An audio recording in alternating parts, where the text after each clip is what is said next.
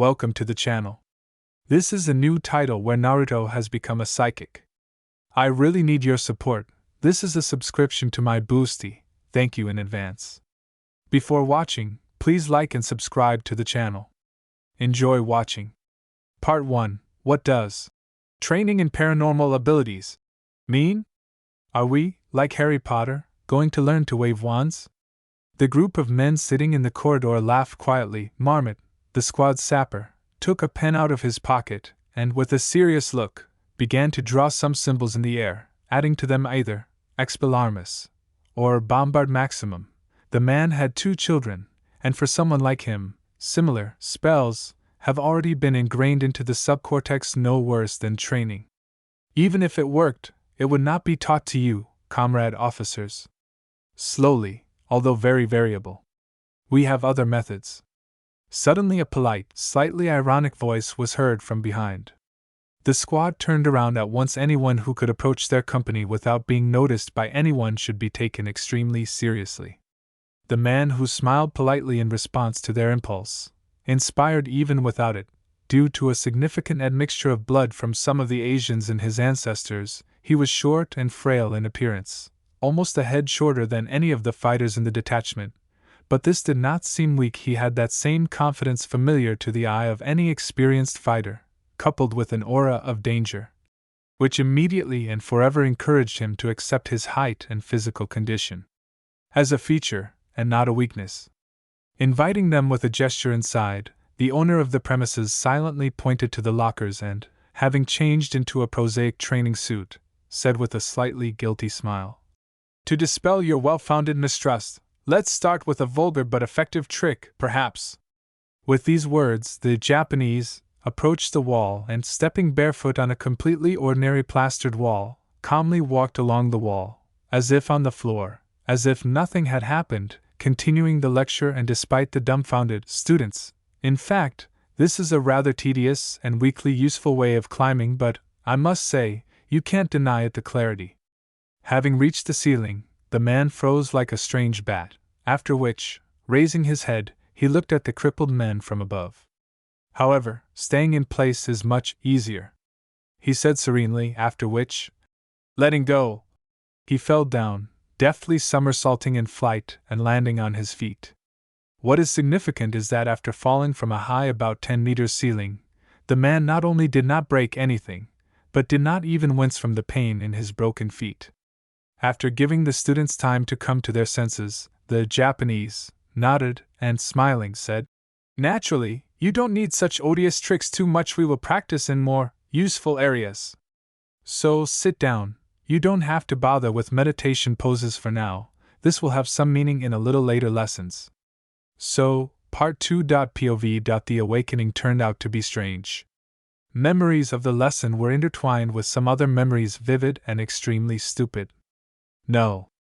Opening my eyes, I looked at the ceiling. It was at the same time completely unfamiliar, and, at the same time, I had seen it many, many times already. Who am I? Suddenly a thought stirred in my head after my mind, confused in 2 streams of memories, began to panic. Having exhaled and inhaled several times to calm down my emotions, I tried to clear my mind and allow my body to help in this strange situation. The old, proven technique stalled. The mind prompted its continuation. Yurichev Alexander Vasilyevich. But the body did not agree with it. Agreed. A body with a thin, high child's voice. In a different voice. Sighing again, I relaxed and repeated the exercise. This time it turned out easier. The body reacted correctly and produced something completely unexpected. But, correct, I am Narutouzumaki, Going crazy from such a statement, I exhaled and got out of bed, or rather, tried to get up. The body really turned out to be completely different, not the one I was used to, and therefore I had to spend a lot of time learning to move in a new way. It wasn't difficult, rather strange.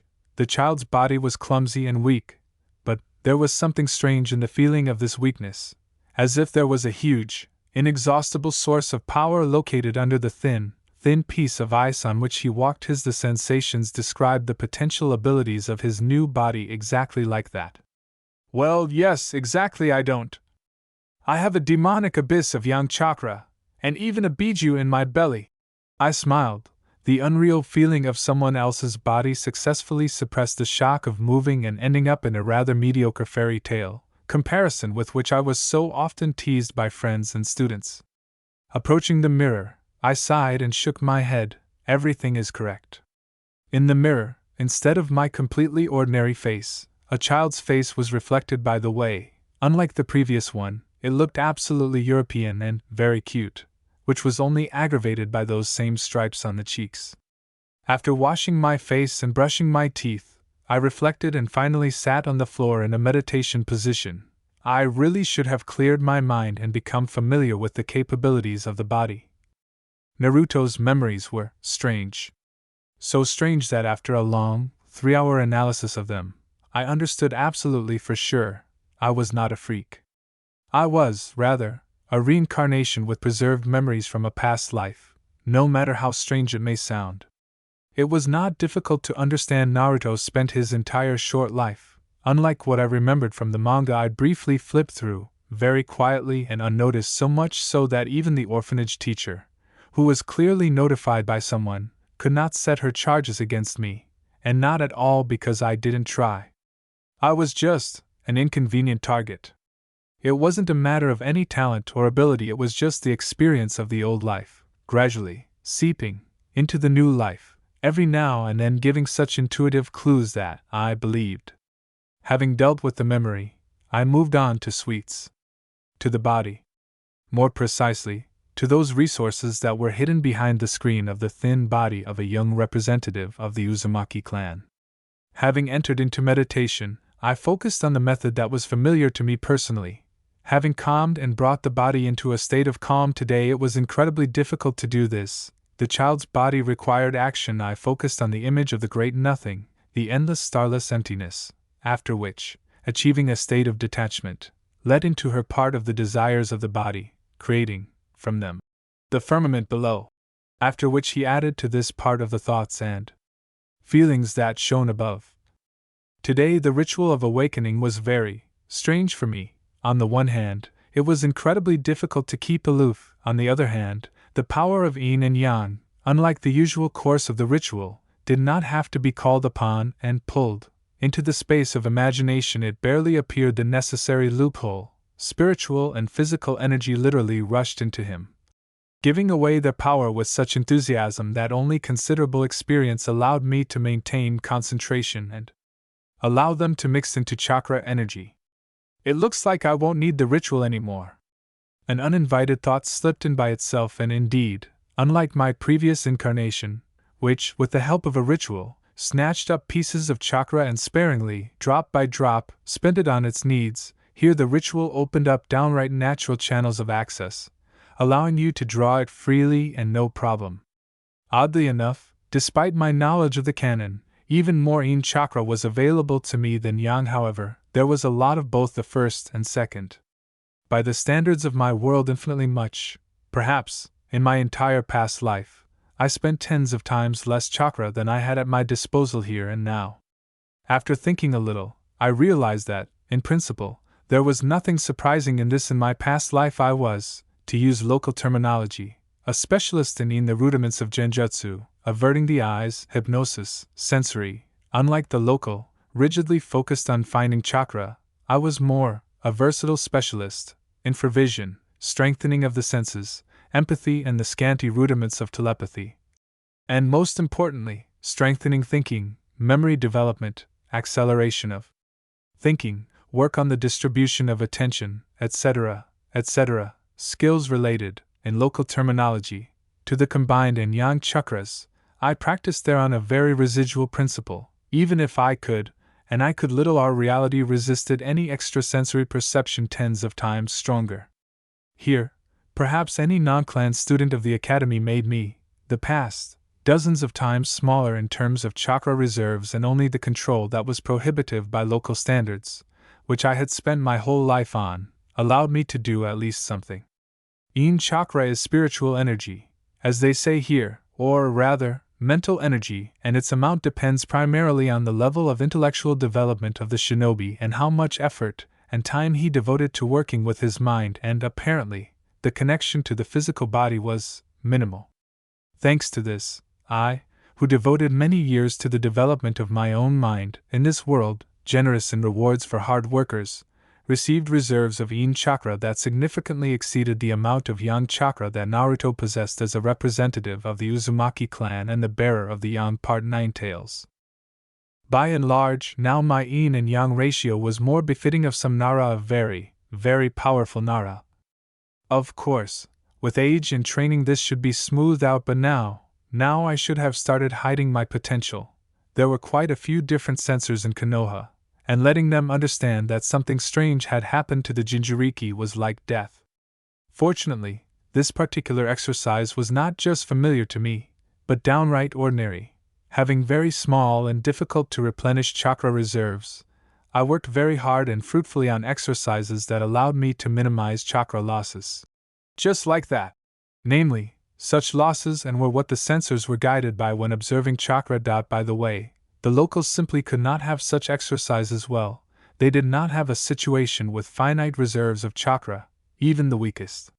Shinobi had precisely channels leading to their source, and not windows opened by ritual. However, such things required very, very good chakra control, and with it in my new body everything was not in the best way. The skills brought along with the soul are one thing, but the reflexes hammered into the body by numerous trainings completely different. Coming out of meditation, I got out of bed, walked over to the table on which the local bills that Naruto had recently received as a subsidy were scattered, and placing my palm on one of them, concentrated and raised my hand. For a couple of seconds the bill stuck to my hand, but then, succumbing to gravity, it came off and floated back. I sighed and shook my head. It looked like I had to learn everything all over again. Part 3. I didn't start, however, with training. After taking a walk to the other side of the village, I first of all got new clothes, pants and a shirt made of coarse gray fabric, which the orphanages wore, which categorically did not suit me. Actually, taking into account the fact that everyone with whom I lived in the shelter was wearing such clothes, the canonical Orange's purchase of his signature orange suit became understandable. The boy simply wanted to say goodbye to the past as firmly as possible. However, unlike him, I didn't make the mistake of wearing conspicuous clothes, since I haven't been forgotten in the 6 years that have passed since the day of the disaster, and every passer-by could determine who I was by the stripes on my face. That means the residents didn't. They were too lazy to remind us who was the cause of all the troubles. Naturally, not officially, but a rumor here, a whisper there. Since I didn't want to get a canonical reputation on my head, it was worth not showing off. With this thought in mind, I settled on a terribly comfortable and inconspicuous light gray hoodie, pants to match it, and the most basic slippers that kept falling off. The latter for me, however, was rather a plus. I didn't plan to get used to wearing shoes all the time, perhaps, from entering the academy, when I would no longer need to masquerade into the terrain. In any case, but the opportunity to train control in the leg channels with using the habit of holding the slippers in place with the help of chakra was a very good help. The next purchase was hair dye, and, no matter how funny it may sound, a cheap foundation. Fortunately, it was there too. Women remain women, no matter what you say. Having sadly counted the pitiful remains of my finances, I returned home. The next month promised to be quite busy in terms of finding food. The end of the day was no less productive, cutting and dyeing my hair dark, looking for cheap food options. The damn noodles from the cannon finally caught up with me, and finally, looking for a part-time job. The latter turned out to be difficult. The lion's share of one-time assignments was carried out by Genins. However, the compassionate owner of Ichiraku, that very cult place for Naruto, imbued with the problems of a poor orphanage child, hired me as a dishwasher, promising at the same time, if there was not enough money, to feed me towards my salary. In general, everything worked out well with everyday life. With chakra, it was ambiguous. As it turned out, based on the results of careful checks, my knowledge from a past life required adaptation. No, the chakra was the same, but the quantity. My skills were simply not suitable for such expenses. They were too economical. However, these were problems of the future. Here and now I needed to train. Moreover, training primarily in chakra control physical training, despite all its necessity and usefulness at this age, should have been postponed. Active physical effort required appropriate nutrition, and this required money. Part 4. The purchased items high quality, and therefore not cheap, cost me a month of work in Ichiraku. My new body turned out to be very gluttonous. And even though the subsidy that was allocated to me once a month was enough for food, it was barely enough. I can't say that it was difficult or unpleasant. The owner of the cafe was a good person, and when I demonstrated that I was ready not only to wash dishes, but also to help him cook, in principle, I had never been a cook, but I lived alone, and cooked more than well. In gratitude he began to feed me for free. This was helpful, because at the rate at which my future salary was melting away, everything was heading towards the fact that by the end of the month I would also have to pay extra. It's not surprising, in order to return my body to at least a semblance of the desired physical condition, and my chakra to at least a semblance of obedience, I had to train literally all my free time. However, as one of my senseis said, if you follow the path of searching for strength, every step must be paid for later. The man knew how to turn anything into useful training. Are you traveling on the bus? Train your attention and peripheral vision. Train your mind and memory by mentally playing imaginary chess. Work with an expander, and in the end, just tense your body muscles. Are you walking down the street? Check for stalking. Train your attention. Train a silent gait. Imagine behavior patterns in case you are attacked by some of those around you. And don't forget about your muscles, and everything else. And so on and so forth. I only lasted 2 months under his leadership, 10 times longer than everyone else, and they were the most productive 2 months of my life. Now I, to one degree or another, lived in such a rhythm. There were too many all sorts of prohibitive dangers in this world. Besides, the more my past life seemed dull and meaningless, and I considered myself exactly Naruto Uzumaki. That's just, unlike the canon Naruto, I didn't have any special feelings for Konoha. This didn't mean that I was going to turn into a Nuevopoder, or let the 9-tailed Arctic fox loose here for a walk. But I didn't feel any obligations to this place either, almost. There was something. Father and mother. I remembered them, oddly enough. I didn't remember what they looked like at the time of birth. Children still don't know how to focus their gaze, but I remembered their voices. I remembered my mother's affectionate hands. And I knew according to the canon, that my mother's soul was tied to my own, and my soul father rests in the belly of a Shinigami, and I didn't believe for a second that in a world where you could create your own copy using technology that the average jounin could use, it was not possible to create a body and infuse it with already existing souls. And if there is no such opportunity, I will create it. I will become an apprentice to Orochimaru along with Sasuke, for example. Naruto. A call full of warm mockery tore me from my thoughts. I shuddered and looked down at the sink. Fortunately, this time I washed the dishes without incident. Coughing in embarrassment, I washed my hands and looked questioningly at the boss. Yes, Tsuchi-san? He shook his head with a kind grin and smiled. Help me cut the carrots, Naruto, and try not to lose yourself in yourself, at least while you're waving the knife. Nodding ashamedly, I picked up the knife and went to help, while simultaneously resuming the accelerated circulation of chakra in the chakra channels. This extremely useful, albeit extremely tiring exercise for most shinobi, which improves their ability to safely conduct large amounts of chakra, has recently become an almost familiar sensation for me. Unlike everyone else, the body of a descendant of the Uzumaki clan got tired of such tricks much more slowly.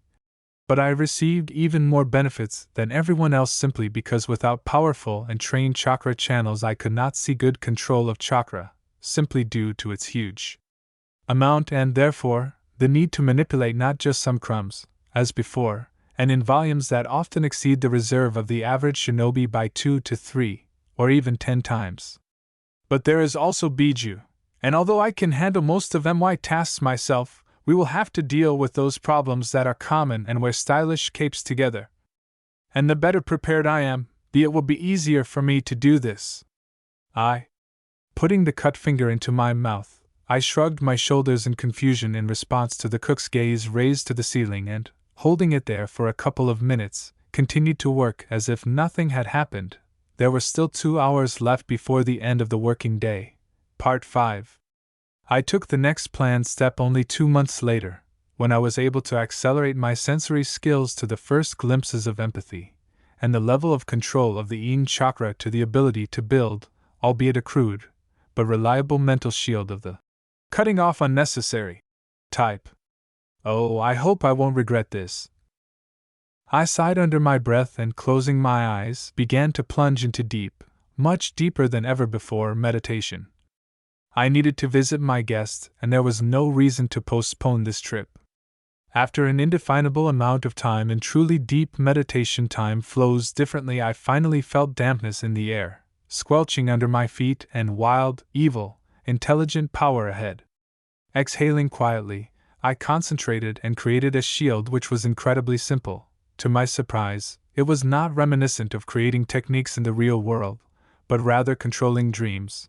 And I, in due time, learned to manage dreams perfectly. There was one technique in the arsenal that actually required similar skills. If Yamanaka had known that I owned it, I would have been buried on the spot. I suspect. Don't be distracted. Shaking my head, I sighed and went downstairs. The sound of the breathing of a huge predator, atmospherically filling the dungeon tunnel, did not add anything to what I felt ahead, but it added extra goosebumps. A huge, massive gate, and a pathetic piece of paper closing it. Ironic. Dad had a sense of style. It flashed in my head, and this thought helped me gather myself. Approaching the gate, I stopped, and bowing ceremoniously, quietly, respectfully said, "Greetings, Kurama-sama." In the feelings on the other side of the bars, rage was momentarily replaced by a whole spectrum of emotions, bright, pure, and completely, apparently, unusual for a powerful creature locked in a cage, confusion, nostalgia, a glimpse of gratitude. However, all this was right there, swept away by an ocean of indignation and rage. Powerful claws squeezed through the bars of the grate and scraped the floor, striking sparks. Huge eyes narrowed with rage stared at me from the darkness, and lo, vibrating with anger splashed out into the real world in such a way that, if on me, a shield cracking from the load, I would now be on my knees, trying to survive in this pressure. A voice rumbled. "Are you kidding me, brat? Who are you, and how did you know this name? Not a single mortal, a curse on your entire family, could know him." Shrugging my shoulders carelessly and pointedly ignoring the onslaught of the fox's rage, after making sure that it was useless, the fluffy one removed the pressure, and a slight feeling of respect was heard in his emotions. I honestly responded, "It's a long story, Kurama-sama. Let's just say, I remember one of my past lives, and this name is one of the many treasures that this memory brought me." The fox's eyes widened in shock, hope surged in his emotions, but I, shaking my head guiltily, sympathetically clarified, "This memory is not the memory of Ajura Otsutsuki, Kurama-sama. I am one of many reincarnations of his soul, but his memory is inaccessible to me, only chakra. And this is unlikely to change. I'm sorry." The Nine-Tails' emotions blazed like his chakra, but confusion and vague hope gradually gave way to disbelief and rage, before culminating in an almost hysterical, wild roar. "Arr! Liar! You're lying, you bastard of a family of bastards! I will break out of this cage and destroy you for this, you abomination!" Sighing, I closed my eyes and concentrated, not paying attention to the hysteria of the Biju. There really were too few facts behind my words, and I wanted to change this with a simple but vivid confirmation of the attitude. This reality, my inner world, was malleable and plastic, almost like a dream, albeit much more stable. But it was my dream. And my world. And I didn't like his condition. Turning to the memory of my past life, I remembered one of the suitable pictures, the steppe. Huge, endless, filled with a sea of grass, just what you need for a big, very, very big fox. Concentrating on this picture as best I could, I felt like the walls of the damp, cramped dungeon that had been the home for Kyubi for so long began to dissolve, and the gate with the seal stuck on it, bent, turned into a kind of lattice dome, small, 5 meters high and 3 meters in radius, covering me and the hatch next to my feet, symbolizing the exit to the real world. The fox fell silent, and then growled in confusion, looking around. What's going on? In his voice, for the first time, probably in a very, very long time, there was not a grain of rage, and in his emotions one could already feel the usual confusion and apprehension. Like any reasonable person, Kurama feared the unknown, and that was very flattering. Opening my eyes, I admired the sight that opened up. The silhouette of the powerful figure of the Nine-Tails visible in the night step was impressive, and responded, "I can't trust you yet, Kurama-sama, you can't trust me. But it was in my power to make your cage a little more comfortable. Consider it a demonstration of intent." After hesitating, I sighed and, heading towards the hatch, advised with a smile, "And try not to miss the sunrise. You haven't seen it for too long, but it's worth it." Having already started to go down the steps, I heard a quiet rumble following. "You won't even ask for my strength, Jinjuriki?" There was no anger in the voice, rather, it was a kind of thoughtful teasing. Placing my elbows on the edge of the hatch, I shrugged and smiled slightly. "Just a little bit, to develop the habit of it as best as possible. I won't need your strength against my enemies, Kurama-sama. Unfortunately, our enemies will appear in my future quite soon.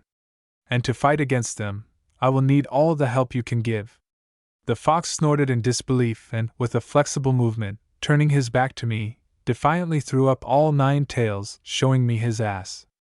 An incredibly expressive gesture of vain distrust, heavily mixed with confidence in his indestructible power.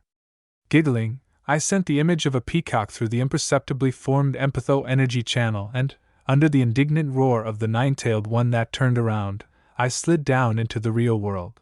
Part 6. Yes. Rikudo turned out to be improvident in the case of you. He should have at least taken care of the possibility for you to take on a humanoid body. I said thoughtfully in my mind, finishing the dishes and starting to get ready to go home. A pain shot through his temple. The fox flared with rage and growled passionately. "Hagoromo-sama was the wisest, strongest, and kindest of you, little man. Who are you to speak of him like that?" Rubbing my temple, I winced, said goodbye to my superiors, and, walking towards a clearing in the middle of a wild park, which I had chosen as a place for training, I responded, "That's the problem, Kurama, that's the problem. Level questions. What will the huge monstrous creatures created by me do for the rest of eternity? Chakra creations that look like terrible monsters to ordinary people and have a chakra system not adapted for subtle manipulations. This is not the level that the greatest mystic in history with a sincere belief in bright ideals, Fluffy, could concern himself with. This is too practical for such. How is he?" The fox's rage, which was painful for me, gradually subsided, giving way to painful irritation, wounded pride, and reluctance to agree, slightly diluted with reluctant thoughtfulness. The fox was not at all stupid, but very, very proud. However, he had reasons for this. "You think too much of yourself, little people." Finally, he growled offendedly and hid, cutting off contact. Sighing softly again, I shook my head and habitually looked at the surroundings. Unlike the locals, I developed empathic and telepathic sensitivity. Even if it gave noticeably less information about the forces of the enemy, there simply should not have been normal methods of defense in these parts from such a scan. Having made sure that there were no intelligent people nearby, I undressed and took out my old cast-offs from under the stone, which, with the help of a thread, a needle, a few extra meters of fabric, and a few kilograms of sand, I managed to turn into, albeit ugly-looking, but quite useful waiting agents. And started training. In order, as usual, warm-up, coupled with accelerating chakra throughout the body and adding so much demonic chakra to the chakra current so that the thin chakra channels pinch a little from its concentration, then light is added, literally so that the child's body with its excessive for now flexible joints and fragile bones are not crippled, strengthening the body, and with it, strength exercises, lifting stones, push-ups, pull-ups, and so on, and so on. Next, changing the strengthening configuration and exercises for flexibility and speed, stretching, punch training. Fortunately, surface padding was not needed for this body at the speeds and with the force with which the locals fought. Those crumbs of strength, that could be obtained by patting the fists did not matter much, unlike from the flexibility of joints and tendons, training shadow fighting, alas, so far only figurative. Having warmed up and worked enough to prepare my body for taijutsu, I sat in the lotus position and, concentrating, began to calm my breathing. Now it was worth working more specifically and on the parameters of the body that were more important to me. Unfortunately, I didn't know anything more complex than that same attraction and, by analogy, repulsion of chakra. Not that this was a problem with all the disregard for it by the overwhelming majority of shinobi. It was a very promising opportunity. But I wanted more. However, I always wanted knowledge, and the only consolation was the fact that there was less than a year left before entering the academy. Having taken off the vest from my shirt with the sand sausages sewn to it, I scooped up the round pebbles lying on the ground, sharpened by the local river, with my palms, and closing my eyes, spread my palms to the sides, concentrating on the exercise. Obeying my will, the pebbles began to move and began to climb, single file over my skin, obeying the attraction of my chakra. 2, 4, 6, 8, 10, 12, 4, 13. Unable to keep my focus on the pebble that was climbing to the left, I let it go and focused on the remaining ones. Continuing to hold them, I carefully brought my hands together, poured the remaining stones back into the hole, and, spreading my arms to the sides, concentrated on the next stage of the exercise. The stones lying on my skin suddenly moved and, pushed by the pressure of my chakra, began to rise into the air. 1, 2, 5, 7, 8, 9, 9. The 10th, having risen slightly, became too much of a strain for my already dispersed attention and intense control, and, with a clearly audible whistle, flew away somewhere to the side. Sighing, I focused on maintaining and gradually increasing the chakra repulsion for the others. 2 centimeters, 3, 4, 5, 6, 7, everything. Further, my control was not enough. The pebbles could fly a little higher, but their behavior was not like floating in a smooth flow, but rather like bouncing in the flow of a broken fan. After holding them like that for about half an hour, I lowered them with a tired sigh and, wincing, rubbed my temples. The recently invented exercise was a great way to train chakra control and dividing attention skills, but, like any really good exercise, it was terribly tiring, if only for the mind. Jumping up, I put on the vest again, scooped up another handful of stones from the hole, and, stretching my shoulders, ran to the nearest tree, while running, periodically throwing pebbles with the most powerful and fast release of chakra repulsion at the targets scratched on the trees. A canonical exercise with a race climbing trees was indeed a good way to work on chakra control and, what is especially valuable, it did not overload the brain at all, and after the play with pebbles, whatever one may say, this was especially valuable. You don't need my help against your personal enemies, Jinjuriki. Oh yes. I see. Suddenly, as if nothing had happened, the fox said with deep sarcasm, again returning to looking after his jailer. With such knowledge and skills, you are truly a terror to your enemies and a shaker of the world, ha ha! Running along the tree trunk 3 steps higher than in the last attempt, I quite deftly somersaulted back and landed on my feet, after which, throwing a pebble at the target, I sent the sarcastic fox the feeling of a carefree smile. Weakling. Do you want me to show you what real strength is? Somehow he tried, rather lazily, to tempt me with a biju. Laughing cheerfully, I shook my head, after which, shrugging my shoulders, I mentally responded, Better show me what real skill is, Karama-sama! Despite the slight note of amusement that permeated this phrase, the feeling of respect for the interlocutor's knowledge and gratitude if he shared it was sincere, and the vain fox actually swelled with pride, limiting himself only to a mocking, No help needed. Jinjuriki? Ha! Snorting in response, I again tried to run up the tree and responded, In a year I'll get into the academy and gain knowledge. But the academy is in a year. But I'm already curious now. Even I myself felt the last phrase incredibly childish and impatient. Confused by this cry of the soul, I slipped on the bark and, barely having time to strengthen my body, fell down with a roar under the deafening laughter of Kyubi. Having laughed, he paused and reluctantly admitted, Actually, you were right when you said that we bijou are not prone to all sorts of manipulations. After a pause, he flared with dissatisfaction and hastily added, "Pfft, we have enough strength without these tricks of yours."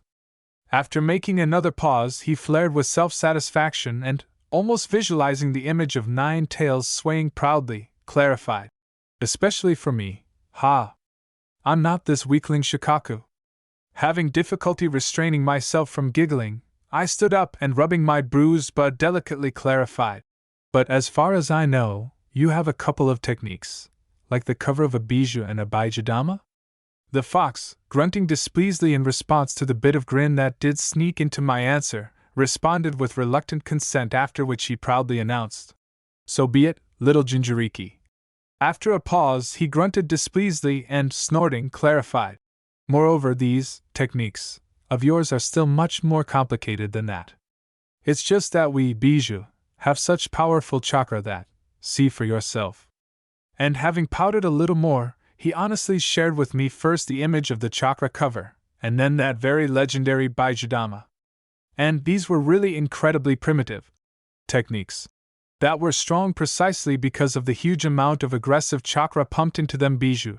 But for me it was really very, very useful simply because it finally explained to me how to concentrate chakra, release it from the body, and generally manipulate it more subtly than attraction, repulsion, chakra threads, chakra needles. So that's how it works. Kurama, thank you. Not ashamed to put into my emotional message all my delight at the opening prospects and gratitude towards Lise, I felt how he was overcome by confused embarrassment, slightly intensified by the understanding that I felt it. "Stop eavesdropping." Suddenly he growled with unexpected anger and, almost cutting off the channel, disappeared from my consciousness. "Tsundere." I giggled, unable to restrain myself, after which, fleeing from a sudden attack of my developed imagination, which immediately began to visualize the inadvertently dropped idea, I feverishly began to practice new skills. It turned out bad. Damn imagination.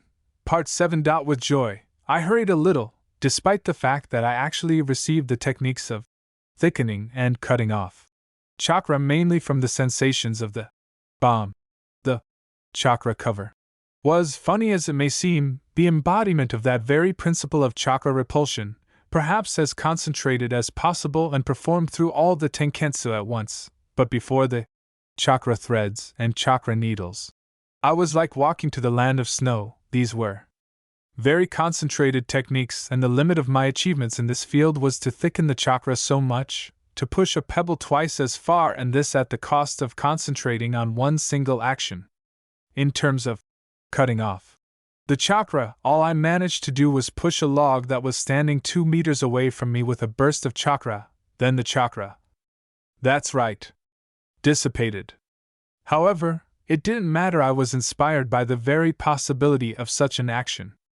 There was a strong temptation to try to start developing an elemental aptitude as well. Thanks to my knowledge of the canon, I well remembered that Naruto had an aptitude for air. By the way, the stupid idea of fighting with the help of a ball created from thin air always knocked me out, and since there were no air masters in Konoha anyway, I planned to rely on my own imagination. However, first it's worth developing normal work with chakra. It will come to elemental chakra later. I told myself, and shaking myself, stood up. Exercise, no matter how you look at it, won't do itself. And again, exercises, pumping channels, physical exercises, pumping channels, chakra control training, running through trees exercises. Thanks to the legendary endurance of the Uzumaki, I finally got tired, as usual, only when it got dark. Having difficulty getting up from such a cozy and soft ground, maybe I should go to bed right here? I dragged myself to a stream flowing nearby and doused myself with water from a bucket hidden there. Trembling slightly, I began to dry myself, but a sudden thought that came into my head made me freeze and chuckle thoughtfully, and then form for a moment an amorphous and useless, but still real veil. The idea turned out to be worthwhile. The chakra that burst out throughout my body, covering it with a semi-material film, at my level only a film, alas, really made the cold water that covered me splash out in all directions. Some kind of jutsu towel. I snorted cheerfully under my breath, and more or less cheerfully. Cold water generally gives great energy. I went back. It was time to get dressed and go home. And don't forget to train your sensory skills along the way. I now have a painfully large bias towards the yang side. The next 3 months passed in exactly the same style: work, training, sleep, work, training, sleep. After that conversation, Kurama somewhat retreated into himself, and after he reacted to a couple of questions with inarticulate grumbling, I left him alone. For a creature that was hundreds of years old, he was perhaps really overly sociable. I think he just wanted to figure things out, changes in the picture of the world, into which I introduced a clear imbalance. Chakra training went on as usual. Chakra thickening reached a state where I began to feel like a tentacle monster. No, seriously, attempts to depict chakra threads in my performance were impossible, due to insufficient concentration. Thick were then as wide as my wrist, soft, rather, I would even say, not material enough. I couldn't lift anything heavier than a leaf with them yet, and numerous. The latter was connected with the promising fact that all Jinjuriki possessed the supposedly unique ability of Hyuga, could emit chakra from any tenketsu, and not from their arms and legs, like everyone else. No wonder the chakra cover and the chakra body is like a giant one. The sand raccoon simply wouldn't work without it. However, this fact made it possible to actually emit these same, threads. Stop thinking about tentacles! Stop thinking about tentacles! Damn imagination! From anywhere in the body, and it was very, very promising, although so far it is useless. The techniques of severing the chakra, in turn, allowed me to throw sort of snowballs of the chakra loose, and again, practically useless, but promising in terms of development. With taijutsu and shurikenjutsu, everything was better. The few fighting skills that I possessed were restored. My physical condition grew quite quickly. After all, my training was really very intense, and did not end in injury, only thanks to the strengthening of the body and the inherent Jinjuriki regeneration. I was quite good with throwing in my previous life, and therefore now my accuracy was quite decent. In general, of course, I wasn't up to being a fighter against at least some trained shinobi, but an ordinary person without the skills to work with chakra would no longer become at least a dangerous problem for me, and if there were opportunities for maneuver, it would perhaps a whole gang wouldn't be a problem either, unless, of course, they had something like crossbows. Also, after spending the whole evening, I created for myself a rather mediocre quality likeness of a baken and a wooden likeness of a kunai, and from time to time I devoted time to this too. However, my successes were modest both with knife fighting and with long-bladed weapons. It was, at best, an episodic acquaintance. In general, I trained hard. It is not surprising that one day, leaving a diner, I found a grandfather in a remarkable hat on a bench nearby, who was very naturally enjoying the warming sun, a lit pipe. Well, the canon did not lie about this. And watching the figures of people walking along the street of girls. However, the handsomely detached expression on his face could make most believe that the Hokage was simply pondering the fate of the village, and if I had not known that approximately the same expression in the eyes occurs when vision is enhanced by chakra, I would have thought the same thing. I empathically felt for this handsome grandfather. I didn't take it from the word at all. Well, no one said that this would work against monsters of this rank. I told myself philosophically, making a note to focus on searching for chakra in the sensory, desperately glancing sideways at the living shinobi god with a mixture of burning curiosity and apprehension, and, with a reflex-like movement, carefully touching my own cheek with my finger, checking to see if the foundation had worn off. The deity was sitting on a bench and did not show that he was studying me carefully. I pretended to be, but only as much as a smart boy could do, who is not loved in his own village so much that he has to repaint and cover up special features with cream so that they don't insult him in the face when they see the head of this very village. I hope your conscience tortures you, you hypocritical old monkey, I said gloomily under my breath and, imperceptibly, looking back, went, as usual, to the clearing. Apparently, I had to wait for guests from day to day, and, although it was impossible to be late for a meeting with them, this makes it no less impolite. Part 8. I was mistaken about the guests. They arrived only a week later. 3 drunken hefty freaks, one more beautiful than the other. Yeah, little devil. The most talkative, seemingly natural Urka Shesterkin, just one-on-one, crawled forward with a cheeky smile, squinting at me with a prickly and hostile look. His friends on the left, a hefty red-faced fat man, grunting in support, and on the right a much more serious and even more or less sober man, looking at me, unlike the others, with undisguised hatred, walked around me. "Why do you call me a demon?" I shouted loudly, briefly looking back and slowly backing away. Behind me, fortunately, there were trees along which I was already quite confidently running up, and therefore I had nothing special to be afraid of. More precisely, there would have been nothing, if not for the fact that these freaks did not come at all on their own. I wonder if it was Danzo who organized them or Hiruzen, I thought, stepping back and looking at my enemies from under my brows.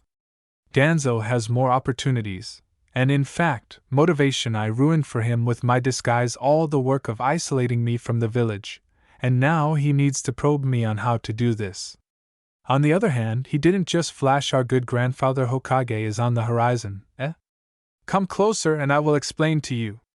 The central one grinned disgustingly, and the fat man laughed angrily and added, "We'll even put your tail back in, you little brat." Danzo, I realized sadly, and picking up a stone from the ground with my flexible toes, threw it up, picked it up with my hand and threw it with a flourish into the knee of the silently rushing right one, after which I turned around and, to the accompaniment of a painful cry, began to run. However, I was not going to break away. I simply fell out of their sight for a moment, ran up the tree trunk, after which, carefully unhooking the sausage with sand from my shirt, I patiently froze, waiting for the opponents to start running past. The right one, whose knee I hid very well, hobbled at a distance. The fat man was noticeably to the left, but Gopnik ran right under me. Having estimated the trajectory along which he was running, I threw the bag and, a moment later, nodded. The sausage, cutting into the back of his head, knocked the consciousness out of him with an ultimatum. Hearing suspicious sounds, the right one turned and hobbled closer, after which, raking his head with a bakken, he kept his friend company. Goro? Takashi? The fat man, who had the most luck with the search, did not know about this. And therefore, having heard an offended response to your concern, fat rude? In a thin, childish voice, he frowned angrily and stepped towards the voice. But what was repeated twice is not necessarily bad, and according to this wisdom, a boor who is too intemperate with his tongue and has problems with excess weight also got hit in the head with a bag of sand. These are freaks, I sadly said 10 minutes later out loud, walking towards the village and looking for the guard. Honestly, if it were up to me, these guys would have rode around the dome much more painfully, and then, having lost all their belongings, they would have crawled towards inhabited places, having for 3 of them an unbroken leg and a whole arm, for example. But, to me it was necessary to show loyalty to the village and one's own non-aggression, and therefore even taking away their wallets was, perhaps, an unforgivable luxury. And so I was looking for a guard and thinking about where I should transfer my exercises. Sooner or later, one way or another, these freaks will return there, and therefore it was worth changing the base. A terrible village inhabited by fools. Why canonical Naruto is so stuck on that bijou? To prove his usefulness to these aggressive idiots? However, he just suited them perfectly, whatever one may say. Part 9. A week later, something strange happened.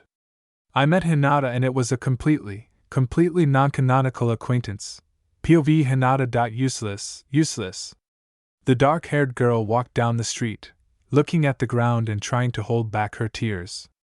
She let everyone down again, she dishonored her father again. Hinata bit her trembling lip and sniffled. Why exactly was she born the eldest? The angry looks of Neji, who envies her, the disappointed looks of her little sister, with whom they once were before she began to push her over and over again in training matches and, in the end, one today were best friends. But how can I truly win? She's my sister.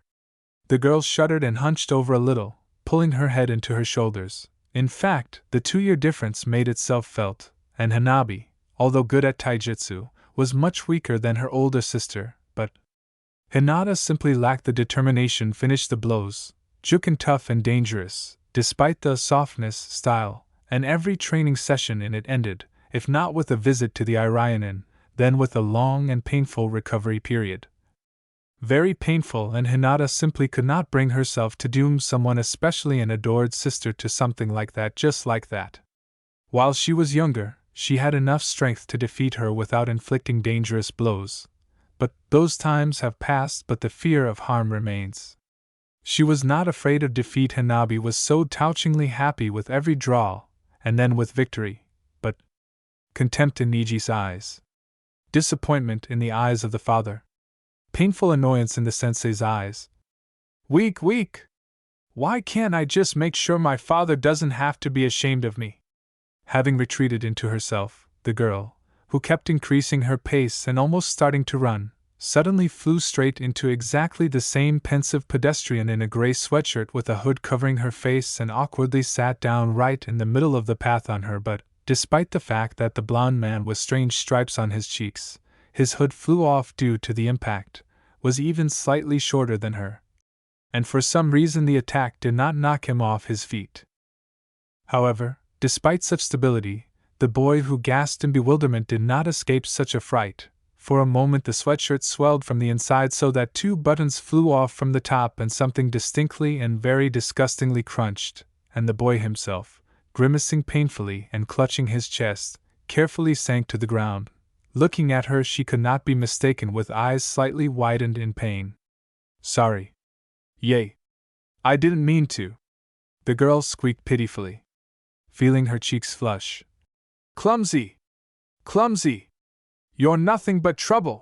She awkwardly lowered her eyes, but remembering the strange sounds, she quickly activated the byakugan and fearfully covered her mouth with her palm. The strange boy actually had 3 cracked ribs. However, despite this, the grimacing boy, oddly enough, did not hold a grudge against her. On the contrary, clearly overcoming the pain, he smiled reassuringly. Hey, calm down, everything is fine, it's not your fault. Wincing again, he took a hard breath, and Hinata opened her eyes wide and blinked quickly, quite deftly strengthened his body with chakra, after which, protecting the injured side from movement, he was clearly about to stand up. Stop doing that. You have injuries. Jumping up, the girl ran up to him and, demandingly pressing him to the ground with her palms on his shoulders, almost with tears in her eyes, asked, How could I even break your ribs? He coughed, making her shudder guiltily, and shook his head. Actually, I broke myself. I was walking home, training with chakra, and then you crashed in, distracted me, the chakra got out of control, and just ribs. Yes? Then it's okay, it will heal soon. Smiling embarrassedly, the blonde rubbed his ear on his shoulder with an embarrassed gesture and admitted, Actually, I always think when I shouldn't, and something always happens to me because of this, so it's not your fault. Hinata, sitting next to her, sniffled, lowered her eyes and objected in a trembling voice. If I hadn't crashed into you, everything would have been fine with you. I'm just clumsy and incompetent, and I always disgrace everyone, and… Feeling someone soothingly stroke her shoulder, the girl could not stand it, and, with a reflexive gesture, buried herself in the shoulder of the blonde, who had difficulty resisting a painful hiss. She burst into tears, incoherently complaining to him about it. How worthless and useless she is. NPOV. Hinata turned out to be an incredibly complex child, stroking her hair and whispering some soothingly sweet nonsense. I really wanted to break her father's head in. Damn, it's really time for this world to get rid of the eternal cult of battles and the idea that the only purpose of a chakrauser is to kill. But there's only one way to achieve this. To make sure that one single village is stronger than all the others, and so much stronger that in order to defeat everyone else combined, she didn't need every shinobi she could find. And also rich enough to begin developing and training non-combat professions for chakrausers. Looking at the top of the girl's head buried in my collarbone, I smiled slightly. Judging by her breathing, she had finally cried, calmed down, and was in search of answers to the difficult problem. How to fall underground if you have no inclination towards the earth. In any case, the red ear sticking out from under her disheveled hair indicated that Hinata now fully deserves the title of Tomato-chan. Taking a cautious breath, I mentally nodded to myself, The Uzumaki Jinjuriki's body once again showed itself to be incredibly impact-resistant, and the cracks in the ribs, although most likely had not yet healed completely, but, thanks to the strengthening of the body, no longer caused painful sensations when moving. "I told you it would pass soon," I cheerfully told the girl, breaking the awkward silence and giving her a reason to quickly tear herself away from my wet vest. "We must pay tribute to the upbringing of the silver-eyed one." She picked up the occasion. Pulling away, she enlightened me with her eyes and decisively, "Oh, she doesn't know how to do this for herself, but it's a pity." She shook her head. "Nothing has passed yet. You need to show yourself to the Iraianin." Shrugging my shoulders, I carefully stood up, gave her my hand, and, shaking myself off, smiled. "Iraianin said to the morgue, that means to the morgue. Are you spending?" Honest word, either once not was in the hospital.